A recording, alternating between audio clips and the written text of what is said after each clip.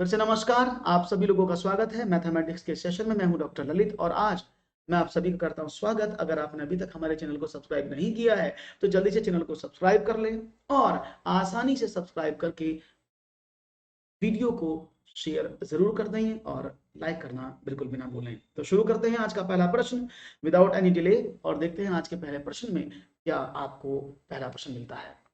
प्रश्न पहला है, यदि 15,201 में 5 का स्थानीय मान प्लस 2,659 में 6 का स्थानीय मान बराबर 7 गुणा ब्लैंक है तो रिक्त स्थान में कौन सी संख्या आएगी। सवाल का प्रारूप थोड़ा सा बदल दिया गया है जिससे कि आपको आसानी से समझ में आ जाए। स्थानीय मान के सवाल बहुत सारे मैंने कराए हैं, अब उस पर आपका जवाब क्या बनता है। 15,201 में 5 का स्थानीय मान और 2,659 में 6 के स्थानीय मान दोनों को जोड़ना है बराबर 7 गुणा, ये गुणा है 7 गुणा वॉट। तो ये जो क्वेश्चन मार्क है, ये जो ब्लैंक, इसकी जगह क्या आएगा। तो देखते हैं जवाब। मैं अच्छा हूं, आप सब लोग अच्छे हैं, तो यहाँ पर क्या जवाब आएगा उसको हम देख लेते हैं एक बार। देखो, अगर मैं बात करता हूँ 15,201 में तो 5 का स्थानीय मान की बात करें तो 5 का स्थानीय मान होगा ये वाला 5,000। ठीक है, उसने बोला अब दूसरी संख्या क्या थी, दूसरी संख्या है आपके सामने 2659, इसमें 6 का स्थानीय मान पूछा है तो ये क्या हो जाएगा 600। अगर मैं इन दोनों को जोड़ दूं, बोले जोड़ना है बीच में, तो क्या आएगा, आपने कहा 5,600। और ये जो 5,600 है वो किसके बराबर है, वो 7 ये गुणा, यहाँ पर क्या क्वेश्चन मार्क पूछा है तो क्वेश्चन मार्क का वैल्यू क्या हो जाएगा, आपने कहा 5,600 अपने 7,8,6। तो यानी इस क्वेश्चन मार्क का वैल्यू क्या हो गया, दैट इज, हेलो कैसे हैं, 800। Right option, option number D. बहुत बढ़िया, 1 का डी एकदम सही जवाब आपने पकड़ा है जी। कोई दिक्कत नहीं, बहुत अच्छे से सवाल को समझा है। और शुरू करते हैं आगे। एक और सवाल समझ में आ गया होगा, आसान सवाल था, इजीली हैंडलेबल था, इजीली मैनेज आपने किया है, दैट्स वेरी नाइस। और करते हैं एक और प्रश्न की बात, देखते हैं one more question for you. Question है आपके सामने, कक्षा में शिक्षिका विद्यार्थियों को विभिन्न प्रकार के चतुर्भुज को परिभाषित करने के लिए कहती है, शिक्षिका का उद्देश्य क्या है। देखते हैं क्या उद्देश्य शिक्षिका का। कक्षा में एक शिक्षिका है, टीचर है, teacher in the class ask the students to define the quadrilateral in different ways. The teacher's objective is what. विभिन्न परिप्रेक्ष्यों को समझने में विद्यार्थियों की सहायता करना, विभिन्न परिभाषाओं को खोजने में विद्यार्थियों की सहायता करना, सभी परिभाषाओं को कंठस्थ करने में विद्यार्थी की सहायता करना, या परिभाषाओं पर आधारित चतुर्भुज की सभी समस्याओं को हल करने में सहायता करना। तो देखते हैं जवाब क्या मिलता है, ए बी सी या डी। तो देखते हैं जवाब आपकी तरफ है और यहाँ पर बहुत तेजी से आप लोगों का आंसर बढ़ता जा रहा है। यानी अगर शिक्षिका विद्यार्थी को विभिन्न प्रकार से चतुर्भुज को परिभाषित करने के लिए कहती है तो उसका उद्देश्य क्या है, यानी बच्चा इसमें अंतर कर पाए। जैसे मैं इसको बना रहा हूँ यहाँ पर, बच्चा बोलेगा जो सम चतुर्भुज हो गया, लेकिन नहीं ये वर्ग है। तो बच्चा किसी भी एंगल से बच्चे को दिखाओ, किसी भी स्थिति में उसको चतुर्भुज को दिखाओ, वो पहचान ले, उसका उद्देश्य ये है। तो विभिन्न परिप्रेक्ष्यों यानी डिफरेंट डिफरेंट पर्सपेक्टिव में विद्यार्थियों को चतुर्भुज के बारे में जानने में, समझ में बात करना, परिभाषाओं को खोजने में सहायता नहीं करना है, परिभाषाओं को कंठस्थ करना मना करता है, और परिभाषाओं पर आधारित चतुर्भुज की सभी समस्या को हल करने में सहायता करना नहीं। राइट ऑप्शन क्या है कि वो डिफरेंट डिफरेंट पर्सपेक्टिव में चतुर्भुज को पहचाने, उसको सॉल्व। राइट ऑप्शन है ऑप्शन नंबर ए, डी नहीं होगा। परिभाषाओं पर आधारित चतुर्भुज की समस्याओं को सॉल्व नहीं करना सिखाना होता है, कंप्लीट चतुर्भुज सिखाना होता है ना। तो राइट ऑप्शन है ऑप्शन नंबर एक। एक और सवाल, बहुत सिंपल सवाल है, देखिएगा क्या मिलेगा जवाब। 0.0034 प्लस 0.002 प्लस 1.503 माइनस 0.3451 का मान क्या है। सवाल आपके समक्ष है और मैं चाहूंगा जवाब जबरदस्त होना चाहिए, इजीली सवाल हो जाएगा ऐसा मुझे लगता है, और मैं मानता हूं कि आप इस जवाब को आसानी से करने में कोशिश भी करेंगे। तो देखिए बहुत सिंपल सवाल है। इस सवाल में जब हम दशमलव वाले सवाल करते हैं तो हमें बहुत जरूरी एक चीज का ध्यान रखना पड़ता है, क्योंकि इसमें दशमलव के 4 अंक हैं और यहाँ पर सिर्फ 3-3 अंक हैं, तो और इसमें 4 अंक हैं। तो अब दशमलव के जब अंक अलग अलग होते हैं तो थोड़ा कंफ्यूजन हो जाता है, क्योंकि आपको हर अंक का स्थान स्तंभ पता होना चाहिए। तो हमने क्या काम किया, हमने इसको 4 अंक का ही बना दिया, समझाने के लिए बता रहा हूँ, अदरवाइज आप डायरेक्ट भी कर सकते हैं। 0.0034 में क्या जोड़ना था, आपने कहा 0.002 और इसको भी 4 बना दें। इसके बाद 1.503, इसके आगे भी 0। आप सबको ऐड कर लो पहले। अब आप ऐड करेंगे तो क्या होगा, 4 3 3 6 और 2 8 0 5 1 ये आ गया 1.5084। इसमें से घटाना क्या था, ये 4 अंकी नंबर, तो 0.3451। तो 4 में से 1 गया 3, 8 में से 5 गया 3, 10 में से 4 गए 6 और 4 में से 3 गया 1 और 1। तो कितना यार, एक हम लोग आज पेडागोगी, एक पेडागोगी का क्वेश्चन आएगा, डोंट वरी, अल्टरनेटिव पर होंगे। तो क्या करें, 1.1633 और तो राइट ऑप्शन क्या था, दैट इज ऑप्शन नंबर 1 आपके सामने है। क्लियर है, इतना आसान सवाल था 1.1633। तो बहुत सिंपल सी कैलकुलेशन है, अगर थोड़ी सी कैलकुलेशन आप सही करेंगे you will get the answer और आपको परफेक्शन के साथ उत्तर मिल जाएगा। एक और प्रश्न, भिन्नों की तुलना पढ़ाते समय जिसमें अंश समान है, जैसे 3/5 और 3/7, युवराज की प्रतिक्रिया थी, क्योंकि अंश समान है और 7 5 से बड़ा है, अतः 3/7 3/5 से बड़ा है। तो यह बताता है कि क्या, देखते हैं जवाब। युवराज को भिन्नों की परिमाण की समझ नहीं है, युवराज तुल्य भिन्नों की अवधारणा नहीं जानता, युवराज अंश और हर की अवधारणा नहीं जानता, युवराज ने एक अच्छी तरह अभ्यास नहीं किया है। तो देखते हैं जवाब क्या मिलता है। और यहाँ पर ऑप्शन ए मिल रहा है कि युवराज भिन्नों के परिमाण की समझ नहीं है, युवराज को परिमाण की समझ नहीं है। अब समझना पहले क्या कंडीशन है। अगर मैं आपसे बोलूं सवाल पूछा गया है 3/5 और 3/7, इनमें से कौन सा बड़ा है, तो आप सब जानते हैं कि सर 3/5 और 3/7 में 3/5 बड़ा है, 3/7 छोटा है। क्योंकि संकल्पना क्या कहती है, अवधारणा क्या कहती है, कॉन्सेप्ट क्या कहता है कि अगर भिन्नों के अंश समान हैं तो सबसे छोटे वाले हर की भिन्न सबसे बड़ी और सबसे बड़े हर वाली भिन्न सबसे छोटी होती है। ये तो संकल्पना है। लेकिन बच्चे ने क्या बोला, उसने बोला 3/7 बड़ा है 3/5 से, तो यानी उसके जो कॉन्सेप्ट है वो उल्टा समझ रहा है। तो उसका जो कॉन्सेप्ट है वो क्लियर नहीं है, क्योंकि अगर भिन्नों के एनआर बराबर है तो जिसका डीआर सबसे छोटा होता है वो भिन्न सबसे बड़ी होती है। उसने क्या बोला, उसे अंश तो पता है कि अंश क्या है, उसने ये भी बोला कि 7 और 5 से बड़ा है, तो उसने उसी को बड़ा कर दिया है। तो युवराज को भिन्नों के परिणाम से नहीं, उसे तुल्य भिन्नों की अवधारणा नहीं जानता, यानी उसे कैसे दो भिन्नों को तुलना की जाती है उसको इसके बारे में नहीं पता। बात समझ रहे हैं, अंश हर की अवधारणा जानता नहीं है। क्यों नहीं जानता है, जो उसने बोला कि चूंकि अंश समान है तो वो तो जानता है कि भाई दोनों भिन्नों के अंश कौन कौन से हैं, तो अंश हर तो उसको पता है। युवराज ने अच्छी तरह अभ्यास नहीं किया, अभ्यास तो बाद की बात है, पहले उसे समझ में तो आ जाए कि प्रॉब्लम क्या है। तो प्रॉब्लम क्या है कि उसको तुल्य भिन्नों की अवधारणा नहीं पता है। बहुत बढ़िया, राइट ऑप्शन है ऑप्शन नंबर बी, एकदम 2 इज द करेक्ट आंसर। एक और सवाल, क्वेश्चन है 2/3 3/5 और 5/8 में सबसे बड़ी तथा सबसे छोटी भिन्न का अंतर क्या है।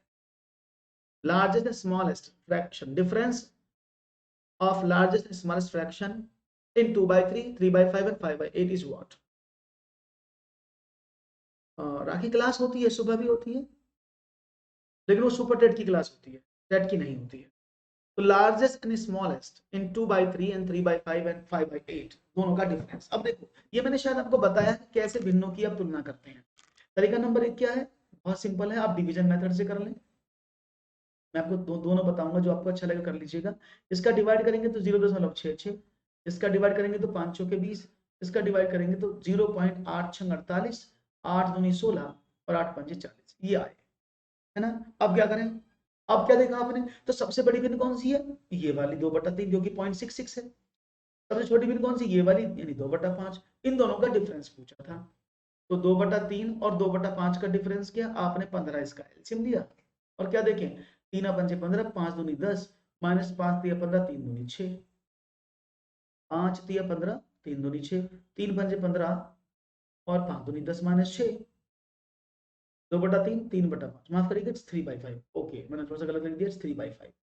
एक मिनट रुकिएगा, तो 5 वेट करिएगा, दोबारा से करना पड़ेगा, मैंने 2/5 लिख लिया गलती से भिन्न को। अभी दिखते हैं, अभी दिखते हैं, वो मैंने क्वेश्चन में गलती से 2/3 टाइप कर दिया, तो 2/3 3/5 और 5/, ये है। तो सबसे पहले आपको सबसे बड़ी और सबसे छोटी भिन्नों को ढूंढना होगा, तो आपने इसको कैलकुलेट किया तो 0.66, इसको डिवाइड किया तो 0.6, इसको डिवाइड किया तो 0.8648 और बचे 2, 8 दूनी 16, 8 पंजे 40। तो सबसे बड़ी भिन्न ये है और सबसे छोटी भिन्न ये है, क्योंकि ये 60 है वो 66 और ये 62 है। इन दोनों का डिफरेंस क्या था? तो 2/3 माइनस का 3/5, एलसीएम आया 15। तो 3 पंजे 15, 5 दूनी 10, 5 तिया 15, 3 तिया 9। तो 1/15 जो है उनका डिफरेंस है। राइट ऑप्शन है ऑप्शन नंबर ए। ठीक है ना? क्लियर है? सबसे छोटी कैसे हो जाएगी भाई? 5/8 कैसे हो जाएगी भाई? Is it clear? बात समझ में आ गई? कोई प्रॉब्लम तो नहीं है? ओके। अब इसको मैं आपको क्रॉस मल्टीप्लीकेशन मेथड से भी बता देता हूँ, क्योंकि मैंने आपको क्रॉस मल्टीप्लीकेशन भी सिखाया हुआ है। तो 2/3, 3/5 और 5/8 में सबसे छोटी भिन्न निकालते हैं पहले। तो हम क्या करते हैं? क्रॉस की मल्टीप्लाई करते हैं। 2 पंजे 10 और 3 तिया 9। इन दोनों में छोटी कौन सी है? आपने कहा 3/5। 10 और 9 में छोटा है ना 3/5। ओके, तो ये छोटी आ गई। अब इसको आगे वाले से कंपेयर कर दो। 8 तिया 24 और 5 पंजे 25। तो छोटी कौन सी सबसे? 3/5। तो 3/5 सबसे छोटी है। अब इन दोनों में बड़ी कौन सी होगी? 2/3 और 5/8 में बड़ी कौन सी है? तो 8 दूनी 16 और 5 तिया 15। 16 बड़ा होता है ना, तो सबसे बड़ी 2/3 है। अब दोनों को घटा दो। क्लियर है? बात समझ में आ गई? राइट ऑप्शन क्या था? 1/15। तो ये मैंने आपको अभी प्रीवियस क्लास में सिखाया था कि कैसे आप भिन्नों को समझते हैं, उनको आरोही अवरोही क्रम में लगाकर कैसे छोटा बड़ा ढूंढते हैं। तो ये बहुत स्मॉलेस्ट और आसान तरीका है करने का। एक और। अरे आयुष, कैसे सवाल करते हो? फिर से करो। अंतर से थोड़ी बात बन रही है, अंतर सबसे छोटा है, अंतर बराबर होना चाहिए। 2 1 3 2 5 3 8 ऐसे थोड़ी होते जैसे आपने कर दिया। ठीक है ना? तो सबसे छोटी नहीं है 5/8, 5/8 बीच में है, सबसे छोटी 3/5। ओके, एक बार फिर से करिएगा। एक और सवाल। क्वेश्चन है 12,401 को किसी संख्या से भाग देने पर भागफल अंतर से नहीं होगा। आयुष सवाल ही अंतर से नहीं होगा। अंतर तब करते जब ये बराबर होती है। ठीक है ना? और अंतर वाला मैंने मना भी किया था, तो आपको अगर उससे करना तो आपका गलत आंसर आएगा, जैसे आपका आ रहा है। 12,401 को किसी संख्या से भाग देने पर भागफल 77, शेषफल 4 बचता है। भाजक क्या है? Divide 12,401 by a number leaving the question 77 and the remainder is 6। अब देखो क्वेश्चन क्या है? 12,401 है, इसको आपने किसी संख्या से डिवाइड किया, फॉर एग्जांपल x से डिवाइड किया, तो 77 तो ये आया और शेष कितना बचा? 4। और आपको शायद पता है कि कैसे करते हैं कि इस वाली संख्या का वैल्यू किसके बराबर होता है। मैं लिख देता हूं, भाज्य बराबर, हाँ उठा लो उठा लो उठा लो, वो जरूरी भी है। भाज्य बराबर क्या होता है? भाजक गुणा भागफल जमा शेष। तो अब ये भाज्य तो आपको दिया है कितना? 12,401। भाजक नहीं पता है आपको, भागफल आपको पता 77 और प्लस 4 से। ये क्या हो गया? आगे कर देते हैं। तो आपने देखो 77 तो यहाँ पर आ गया। आपने कहा 77x is equal to 12401 minus का 4, तो यानी इधर कर दें। तो आपने कहा ओके। तो 77x is equal to what? आपने कहा 11 में से 4 गए 7, यहाँ बचे 9, यहाँ बचा 3, यहाँ बचा 1, तो 12,397। अब x बराबर निकालना है आपको। तो 12 3 9 7 बटा 77। 7 और 3 10 और 11, 11 से कट जाएगा। 11 7 77, 11 से काटें, 11 एकम 11 बचा 1 13, 11 एकम 11 2, 29, 11 दूनी 22 और 11 से 77। अब 7 से काट दो, 7 एकम 7 बचे 4, 22 7 तिया 21 और कितना हुआ भाई? ओके आयुष, फिर से एक बार देखो, आपको समझ में आ जाएगा। अगर आप क्वेश्चन को फिर से देखेंगे you will get the answer. Don't worry, don't परेशान, डोंट हेजिटेट, क्वेश्चन आराम से हो जाएगा। ठीक है ना? चलिए, तो हमने इसको 11 से डिवाइड कर दिया और हमारा आंसर मिल गया कितना? दैट इज 7 एकम 7, तो 161। यानी राइट ऑप्शन क्या? 161। ओके, तो 161 is the right answer. Clear है? बात समझ में आ गई? क्लियर हुआ? Any issue? No problem. तो राइट ऑप्शन क्या? 161 is the right answer. Clear है, समझ में आया? तो ये सवाल बहुत ज्यादा पूछे जाते हैं एग्जाम में, जहां पर आपको भाजक, भाज्य, भागफल पर प्रश्न दिए जाते हैं, डिवीजर, डिविडेंड और रिमाइंडर क्वोशिएंट, इन पर एक सवाल हमेशा एग्जामिनेशन फंस जाता है। तो बी प्रिपेयर और सही से समझ के करिएगा सवाल। एक और प्रश्न आपके सामने, प्राथमिक स्तर पर गणित की अच्छे पाठ्य पुस्तक से निम्न में से कौन सी विशेषता महत्वपूर्ण है? अगर हम प्राइमरी लेवल की बुक की बात करते हैं और एक अच्छी पाठ्य पुस्तक की बात करते हैं, तो इनमें से कौन सी विशेषता सबसे ज्यादा महत्वपूर्ण है? उसमें केवल बहुत से अभ्यास होने चाहिए जिससे कि यथातथ्य अभ्यास किया जा सके, वह मोटी और बड़ी होनी चाहिए, उसमें अवधारणाओं का परिचय संदर्भों के द्वारा किया जाना चाहिए, वह आकर्षक और रंगीन होनी चाहिए। Let's see what will be your right answer. Which of the following features is important for a good mathematics textbook at the primary or elementary level? It should contain only a lot of exercise so that it is practiced properly together. It should be thick and big. The concept should be introduced by references therein. She should be attractive and colorful. तो यहाँ पर जवाब क्या मिलता है? और यहाँ पर जवाब देने की कोशिश की जा रही है क्वेश्चन नंबर 7 की। क्वेश्चन नंबर 7 आपके स्क्रीन पर है और मैं चाहूंगा जवाब मिलेगा 4। देखो समझने की कोशिश करना। अगर हम बात करते हैं प्रश्न का प्राथमिक स्तर पर, तो अगर मैं कक्षा, देखो प्राथमिक स्तर पर कक्षा 1 से 5 तक के बच्चे आते हैं, तो सवाल को समझने की कोशिश करना। अगर वो कक्षा स्पेशल देता है कि कक्षा 1 या कक्षा 2 पर गणित की अच्छी पाठ्य पुस्तक कौन सी होनी चाहिए, तो बिल्कुल सही बात है, वह आकर्षक और रंगीन होनी चाहिए, वो बहुत अच्छी बात है। उसमें कक्षा मेंशन होंगी, कक्षा 1 के लिए, कक्षा 2 के लिए। लेकिन अगर प्राथमिक स्तर की बात करता है तो उसमें कक्षा 5 भी आती है, 4 भी आती है, 3 भी आती है। तो 3, 4, 5 में बुक का आकर्षक और रंगीन होना बहुत ज्यादा जरूरी नहीं है। उसमें अवधारणाओं का परिचय, यानी जो कॉन्सेप्ट आप दिए जा रहे हैं उनको रेफरेंस के साथ एक्सप्लेनेशन किया जाए जिससे कि बच्चा उसको समझ पाए। राइट ऑप्शन क्या है? Option number 3। 4 कब सही होगा? जब उसमें कक्षा 1 या कक्षा 2 मेंशन होगी, क्योंकि प्राइमरी कक्षा का मतलब कक्षा 1, 2 नहीं है, पूरे एंटायर प्राइमरी की बात की है जिसमें कक्षा 3, 4, 5 के बच्चे भी आते हैं। Is it clear? बात समझ में आ गई? राइट ऑप्शन क्या है? Option number 3 is the correct answer. समझ में आ गया होगा, बहुत अच्छी बात है। एक और सवाल देखते हैं आपके स्क्रीन पर क्या कहता है। निम्नलिखित में से कौन सा सही नहीं है? Which of the following is not correct? एक सेंटीमीटर 1 मीटर का शतांश है, 1 मिलीलीटर 1 लीटर का शतांश है, 1 लाख बराबर है 100 हजार के, और 1 करोड़ बराबर है 100 लाख के। देखते हैं जवाब क्या मिलता है आपका। Which of the following is not correct? 1 centimeter is 100th of 1 meter. 1 ml is 100th of 1 liter. 1 lakh is equal to the 100,000 and 1 crore is equal to 100 millions or 100 lakhs. तो देखते हैं जवाब क्या मिलता है आप लोगों का। तेजी से करने की कोशिश करेंगे, सभी लोगों से मुझे पूरी उम्मीद है कि सवाल में आप गलती नहीं करेंगे, क्योंकि ये सवाल बहुत नॉर्मल है, संख्या पद्धति का सवाल मान के चलें इसको। तो इसमें गलती के चांसेस कम से कम रखने की आप कोशिश करें, then you will get the right answer. और यहां पर आपको मिला है बी ऑप्शन।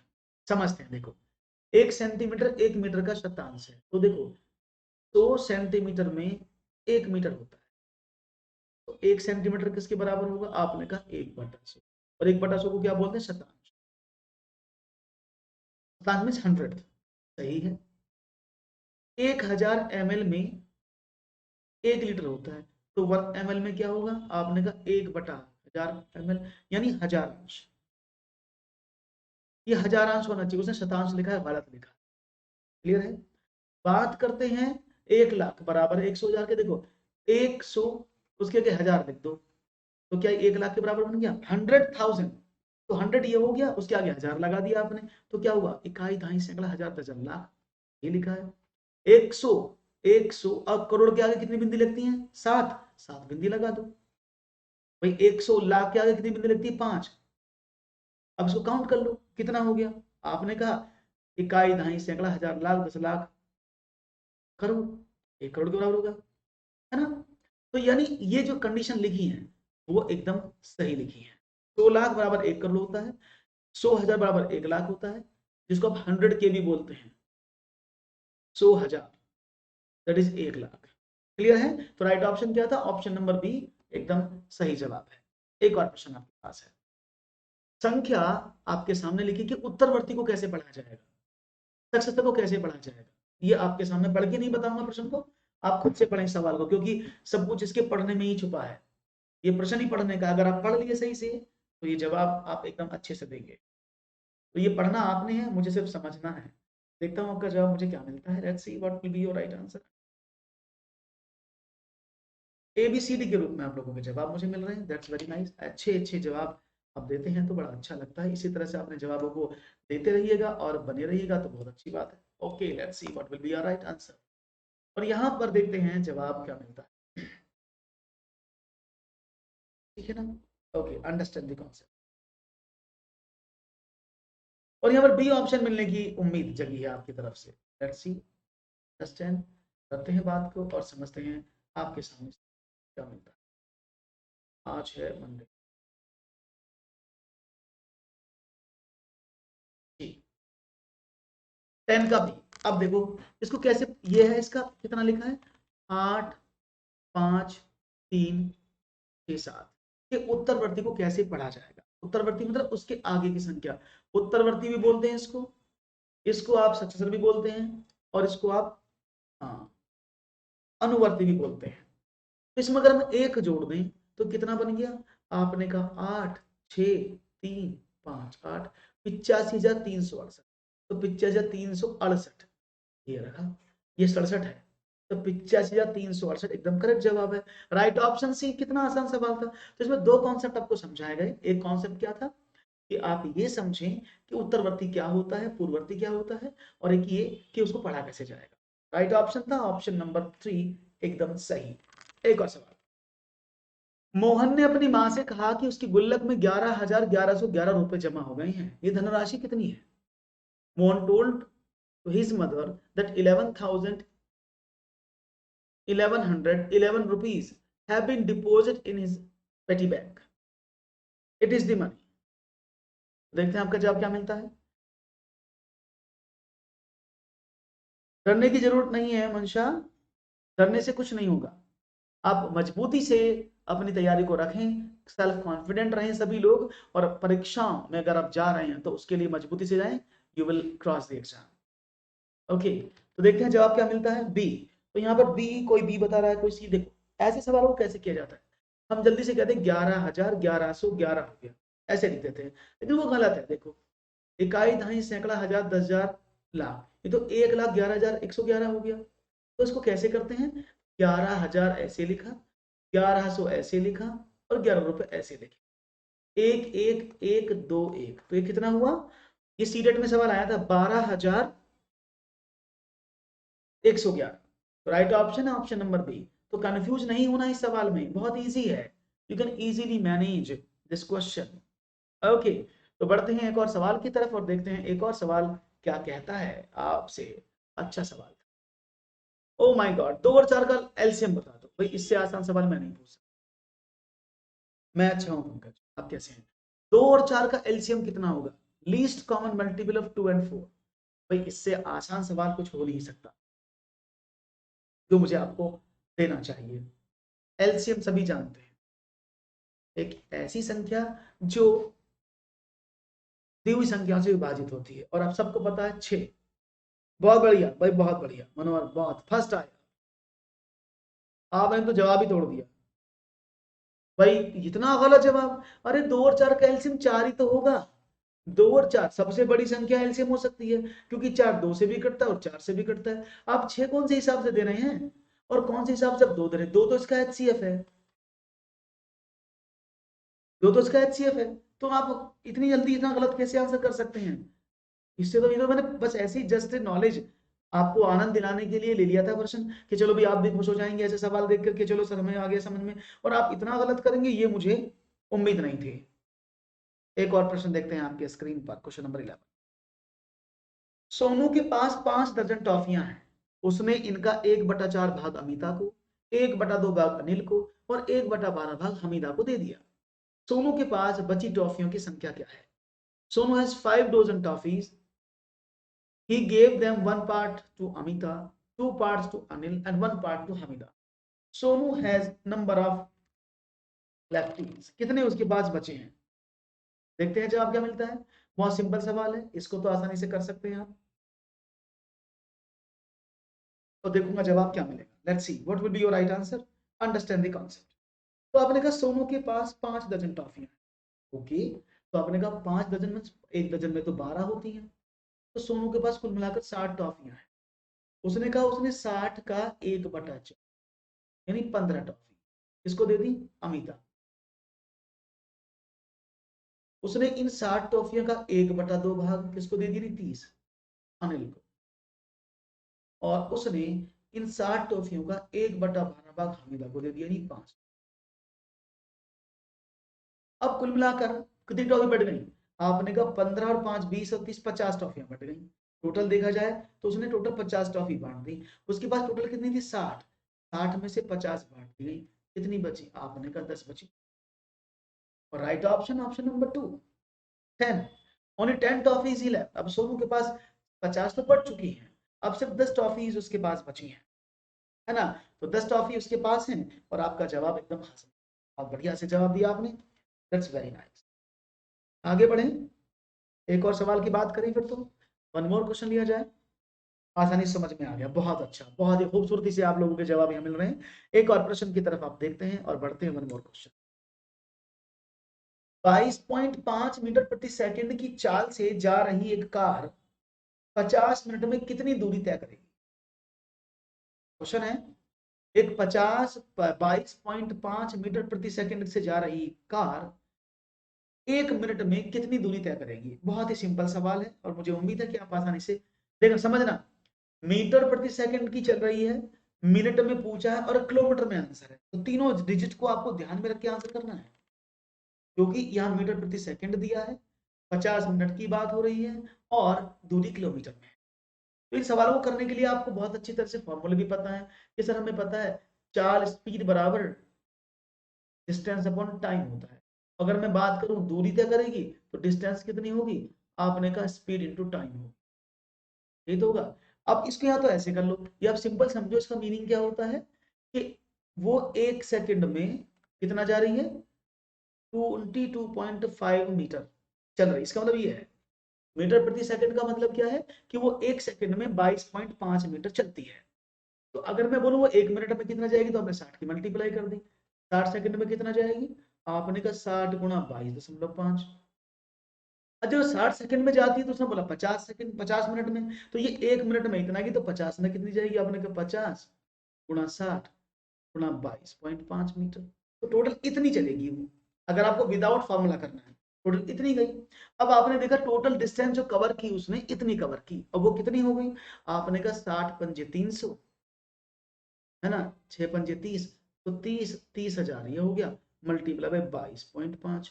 अब देखो इस दशमलव से कट गया, काटे 0 0, 3 पंजे 15 और 22 थी 66 और 167, क्योंकि ये मीटर में है, उसने आंसर दिया किलोमीटर में, तो 1 मीटर में कितने किलोमीटर होते हैं, अपना 1000 डिवाइड कर दें तो 67.5 किलोमीटर हो जाएगा। राइट ऑप्शन क्या है, राइट ऑप्शन है ऑप्शन नंबर डी। ये बिल्कुल बेसिक से बताया मैंने, कोई भी मैंने इसमें मतलब अटकलें नहीं लगाई हैं। अदरवाइज इसको आप कैसे करते कि मीटर प्रति सेकंड है, आप इसको किलोमीटर में बदल लो, फिर मिनट का वैल्यू निकाल लो, काम वही रहेगा। आप चाहे इस तरह से सॉल्व करें, आप इसको ऐसे भी कर सकते थे, क्योंकि मीटर प्रति सेकंड है तो उसको आप किलोमीटर प्रति घंटे में बदल लो। तो क्या करते हैं, जब 22.5 है तो उसको किलोमीटर में बदलना है, तो यानी 18/5 की गुणा कर दो, तो 5 चौके 20 और 5 पंजे 25, 18 पंजे 90 और 18 चौक 72 और 9 81, तो उसकी स्पीड 81 किलोमीटर प्रति घंटे की है। जब उसकी स्पीड 81 किलोमीटर प्रति घंटे की है तो उसने बोला 50 मिनट में कितनी जाएगी, तो 50 मिनट को घंटे में बदल दिया, ऐसे 5/6 हो गया सवाल। तो अब इसको कर लो, 6 कम 6 और 6 48 में 5 का डिवाइड कर दो, 67.5 आपको मिल जाएगा। क्लियर है। तो बेसिकली आप जैसा चाहें वैसे कर सकते हैं, ऐसे करना चाहें ऐसे करना चाहें या ऐसे, तो राइट ऑप्शन आपको मिल जाएगा। क्लियर है। एक और सवाल, अगर आपको नहीं आता है बेसिक फॉर्मूले तो आप बेसिक से समझ सकते हैं कि भाई 1 सेकंड में वो इतना चलती है, तो 1 मिनट में कितना जाएगी, 50 मिनट में कितना जाएगी, आपने टोटल निकाल लिया, आंसर किलोमीटर में था, 1000 का भाग कर। एक और सवाल, किसके मत अनुसार समस्या समाधान एक ऐसी प्रक्रिया है जिसकी ओर सीखने संबंधी सभी क्रियाएं अग्रसर होती हैं तथा दी गई समस्या का समाधान करती है। किसने ये परिभाषा दी? योकम और सिम्पसन ने, क्रो एंड क्रो ने, हर्बर्ट ने या कीन्स ने? इनमें से according to whom problem solving is a process toward which all learners related activities proceed and solve the given problem. Who gave this statement? Yoakum and Simpson, Crow and Crow, Herbert या Keynes? देखते हैं जवाब क्या मिलता है इसका तेजी से। उम्मीद है आपका जवाब मुझे अच्छे से मिलेगा और समझने की कोशिश आप भी करेंगे। सिंपल है, लेकिन ये परिभाषाएं हैं दोस्त, इनको तो याद ही करना पड़ता है ना। तो ये परिभाषा है योकम और सिम्पसन की, ये भी प्रीवियस ईयर में एक बार पूछा जा चुका है। समस्या समाधान, हर्बर्ट ने लेसन प्लान दिए थे आपके, समस्या समाधान विधि के बारे में नहीं बताया। हर्बर्ट ने आपको पंचपदी योजना के बारे में बताया था कि 5 चरण पद्धति कौन सी है लेसन प्लान को करने की। राइट ऑप्शन है योकम और सिम्पसन। ये परिभाषा श्री योकम और सिम्पसन जी ने दी है, जो आपके सामने लिखी है। तो राइट ऑप्शन है ऑप्शन नंबर 1 करेक्ट है। एक और सवाल, क्योंकि 2 वृत्त की परिधियों में 3 और 1 का अनुपात है, तो वृत्त के क्षेत्रफल में अनुपात होगा। If the circumference of 2 circles is a ratio of 3:1, then the area of the circle will be what? 3:4, 9:1, 5:6, 2:3. Good evening अनुभव। तो देखो समझते हैं, अगर हम बात करते हैं वृत्त की परिधियों की, तो हमने माना पहले वृत्त की परिधि 2πr1, दूसरे वाले की है 2πr2, क्योंकि 2 वृत्त हैं अलग अलग हैं, तो उनकी परिधियां निकालने में उनकी त्रिज्या अलग अलग होंगी। जब 2 अलग अलग वृत्त हैं तो 2π से 2π कट गया, इसका औसत 3/1, यानी R1 और R2 का वैल्यू कितना है? आपने कहा 3/1। उसने बोला इनका वृत्त का क्षेत्रफल, क्षेत्रफल क्या होता है? πr1² अपॉन πr2², पाई से पाई कट गया, तो ये क्या रहेगा? R1 अपॉन R2 का होल स्क्वायर। और R1 R2 तो आपको पता है 3/1 है, इसका होल स्क्वायर करें तो हो जाएगा 9:1। That is the right option. Clear है? Any issue, any problem? I think got it, you got it everything, that's very nice. बढ़ते हैं आगे एक सवाल की ओर, देखते हैं नया सवाल क्या है आपके स्क्रीन पर। Let's see one more question. B, बहुत बढ़िया, 9:1। एक घना का आयतन 9 सेंटीमीटर लंबे, 6 सेंटीमीटर चौड़े तथा 4 सेंटीमीटर ऊंचे घनाभ के आयतन के बराबर। घन की भुजा की लंबाई बताओ कितनी होगी? घन है यानी एक क्यूब है। The volume of a cube is 9 centimeter long, 6 centimeter wide and 4 centimeter height is equal to volume of a cuboid. That is, this is the length of cuboid. Yani the volume of a cube is equal to the volume of a cuboid, which lengths or dimensions are 9 centimeter, 6 centimeter, 4 centimeter. तो आपको बताना है घन की भुजा की लंबाई। तो मीनिंग क्या समझ में आया? बहुत सिंपल सवाल था कि भाई घन का आयतन क्या है? जो घन का आयतन है, घन का जो आयतन है नहीं उसका वॉल्यूम है, वो क्या दिया उसने? बोला है घनाभ के आयतन के। लेकिन घनाभ का आयतन क्या होता है? LBH, और L तो आपको पता है 9 है, 6 है और 4 है, तो कितना हुआ? तो यानी इसको बोलते हैं ए क्यूब। तो कितना हुआ? 9 चौक 36, छिक्का 216। ए कितना हो जाएगा? आपने कहा 216 का क्यूब, दैट इज 6। तो ए कितना है? That is 6। Right option is 6, A. Question number 13, बड़ा स्लो आपके आंसर आ रहे हैं मुझे आज। क्या बात है भाई, आज नींद में तो नहीं हो साथियों? आंसर तो बड़े स्लो आ रहे हैं आपके। तेजी से बढ़ाओ आंसर का जवाब, जब भी तो बात बनेगी, ऐसे कैसे चलोगे? हाँ, तेजी से उत्तर देने की कोशिश करो, तभी बात बनेगी, नहीं तो गड़बड़ हो जाएगी भाई बात। आपने कहा ओके साहब, और आपने जवाब देने की पूरी कोशिश, भरपूर कोशिश यहाँ पर की है, जिसमें आपने आंसर दिया है 6।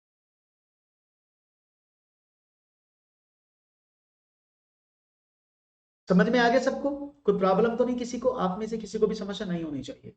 नहीं समझ में आया तो कमेंट सेक्शन में टाइप करके बता दीजिए। एक और सवाल, नीचे एक चित्र आलेख दिया गया है, उसमें 5 वर्षों की वर्षा का विवरण दिया। वर्षा का विवरण वर्ष के जुलाई माह का है, जो इस प्रकार है। A picture is an article is given below. It gives a description of the rainfall of the 5 years. The description of rainfall is for the month of July, which is as follow. तो यदि एक ये वाला जो symbol है 25 centimetre के बराबर है, 2.5 सेंटीमीटर के बराबर है, तो बताइए कि जुलाई 2013 में कितने सेंटीमीटर वर्षा? इस 2.5। अगर एक सर्कल जो इसको एक्सोर बोलते हैं, अगर एक एक्सोर 2.5 सेंटीमीटर के बराबर है तो जुलाई 2013 में कितनी वर्षा हुई आपको बताना है।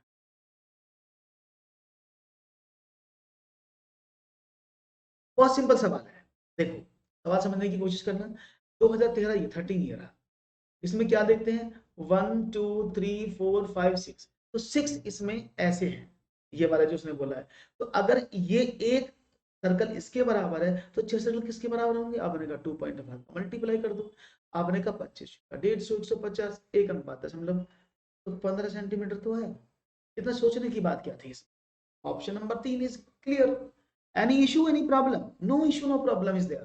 You can easily handle the task. You can easily understand the concept question. It is very easy to understand. लेकिन आपके जवाब बड़े स्लो मोड में, स्लो मोशन में आ रहे हैं।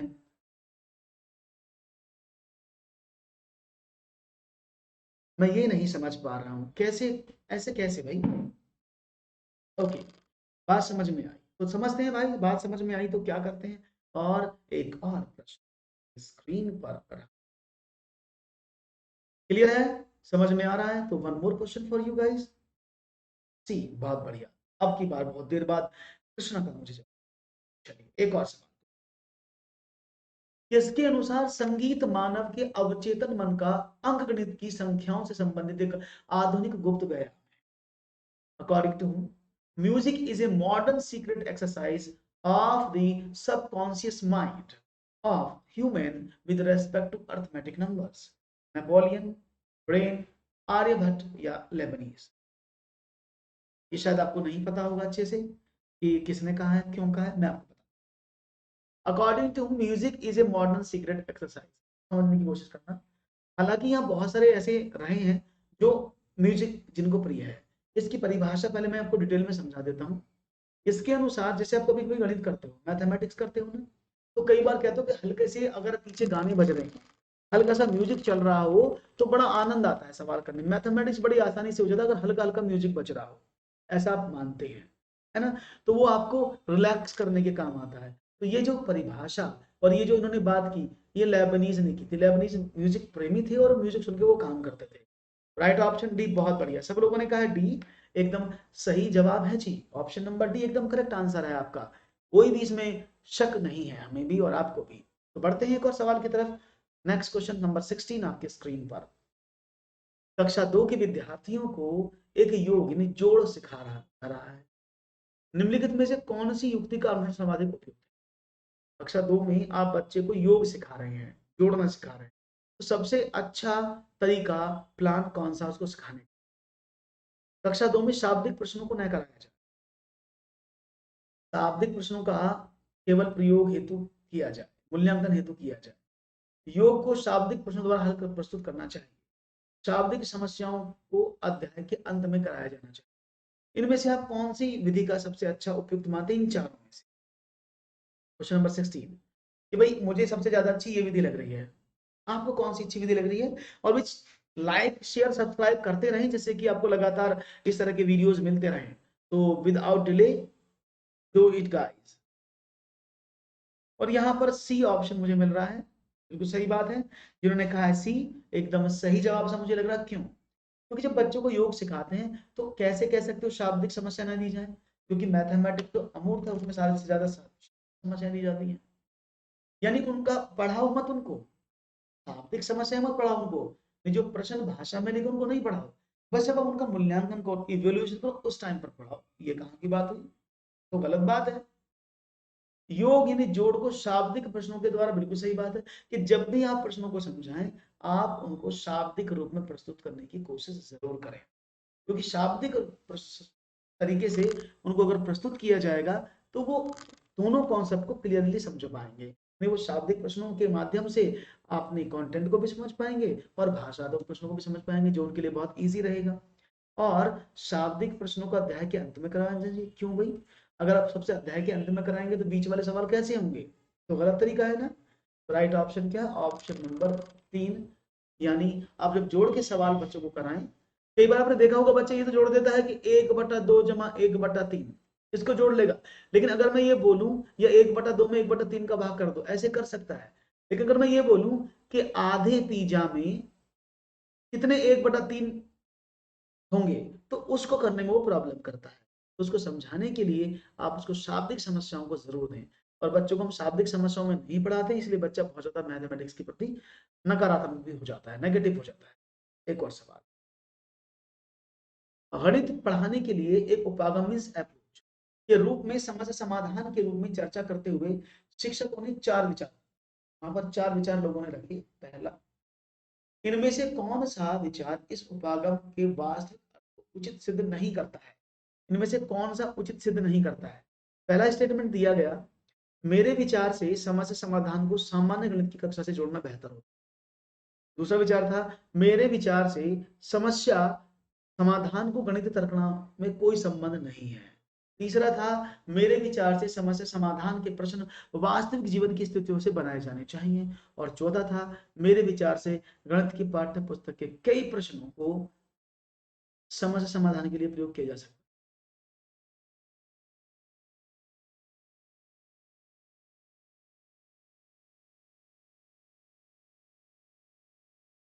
क्लियर है? मेरे विचार से गणित की पाठ्य पुस्तकों के कई प्रश्नों को समस्या समाधान विधि के द्वारा हल किया जा सकता, दिया जा सकता है। राइट ऑप्शन क्या है?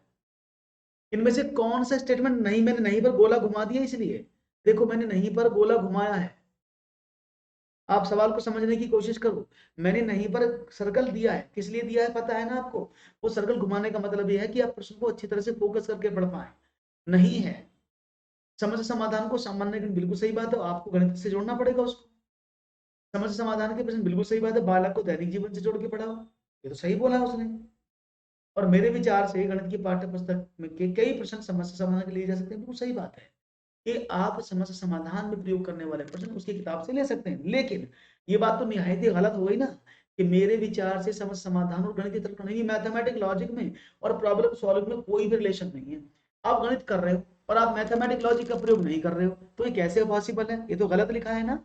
तो बेसिकली समस्या समाधान विधि का गणित की तर्कना से, मैथमेटिकल लॉजिक से बहुत गहरा संबंध है। अगर वो आपस में संबंध नहीं रखेंगे, it will be wrong. Right option क्या है?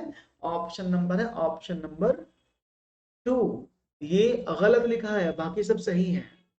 ओके, एक और सवाल यहां से, राधा, ये पीछे वाले का लिखा है जो मैंने वहां लिख दिया था। राधा से एक शिक्षक ने कहा 13 × 5 का गुणनफल कितना होगा? राधा ने उत्तर दिया 55, किंतु अध्यापक ने कहा लिख कर दिखाओ, तो उसने सही उत्तर लिख दिया। इससे स्पष्ट होता है कि उसे चाहिए, उसे क्या चाहिए? एक, उसे संख्याओं का ज्ञान करवाया जाना चाहिए और पहाड़ों को कंठस्थ करवाया जाए। शिक्षकों को अधिक से अधिक गणित के प्रश्न हल करने के लिए कहने चाहिए। राधा से लिखित कार्य ही करवाया जाए, उसे बोर्ड पर प्रश्न हल करवाया जाए। इनमें से आप चारों में से कौन सा ऑप्शन को करेक्ट मान? देखते हैं जवाब क्या मिलता है। Let's see what will be your right answer, correct answer for this question.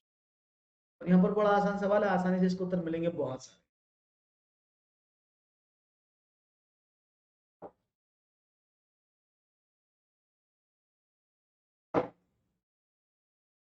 जी, बड़ा आसान सवाल है, बड़ा ही सुंदर सा प्रश्न। अब देखो यहां पर जो सही जवाब, उसने बोला कि उससे 15 × 3 का गुणनफल कितना होगा। राधा ने उत्तर दिया बोलकर 55।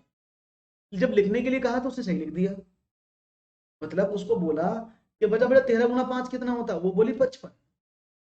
अच्छा वो लिख के दिखाओ, तो उसने कॉपी में लिख दिया 13 × 5 = 65। प्रॉब्लम क्या है? बी, देखो बताएं, उसे बोर्ड पर प्रश्न हल करवाए जाए। बोर्ड का इस्तेमाल क्यों करोगे? क्योंकि वो लिख तो सही रही है, बोर्ड तो लेखन विधि के काम आता है, लिख तो वो सही रही है। अब लिखित कार्य क्यों करवाओगे? वो तो लिख तो सही रही है, तो लिखित कार्य, तो ये दोनों तो ऑप्शन खत्म हो गए। अब शिक्षक को अधिक से अधिक, देखो अगर आप बच्चे को अधिक से अधिक सवाल हल करने के लिए दोगे तो उसे प्रॉब्लम क्या है? वो करने को तो सही कर रही है ना, 13 × 5 सही कर रही है। प्रॉब्लम कहाँ है? उसे लिखना आता है, समझना नहीं आता, पहाड़ों की समझ नहीं है। राइट ऑप्शन क्या? Option number 1।